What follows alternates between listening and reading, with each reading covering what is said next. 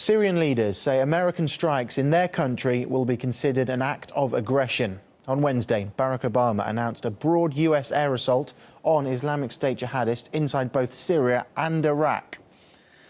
And Russia is also warning that Washington's intervention in Syria will amount to aggression and a gross legal violation. RT's Anastasia Churkina has more.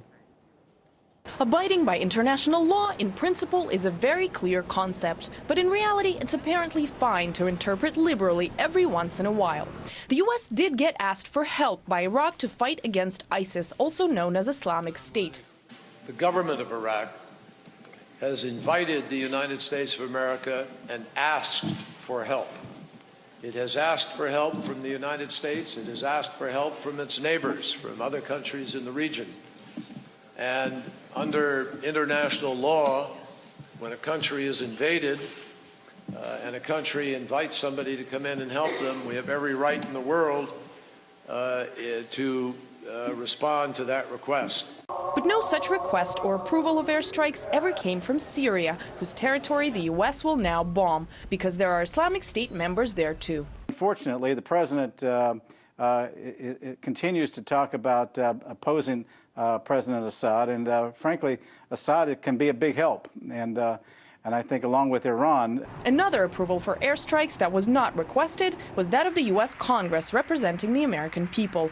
And while some Americans are accepting of this, we need to eradicate terrorists wherever the terrorists are. Others are not, having seen enough U.S. military action throughout recent years. No. No.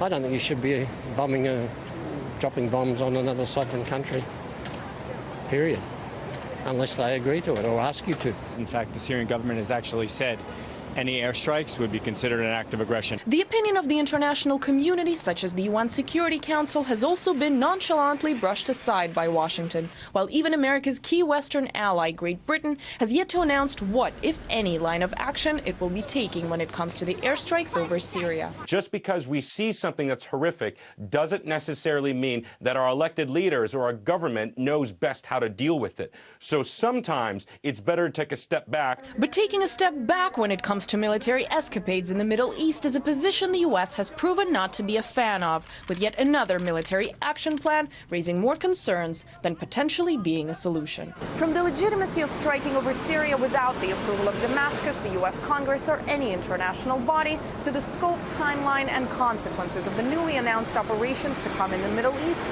Washington shows yet again that it will act how it wants when it wants to, not necessarily applying to itself the standards it so often preaches to others. Anastasia Churkina, RT, New York.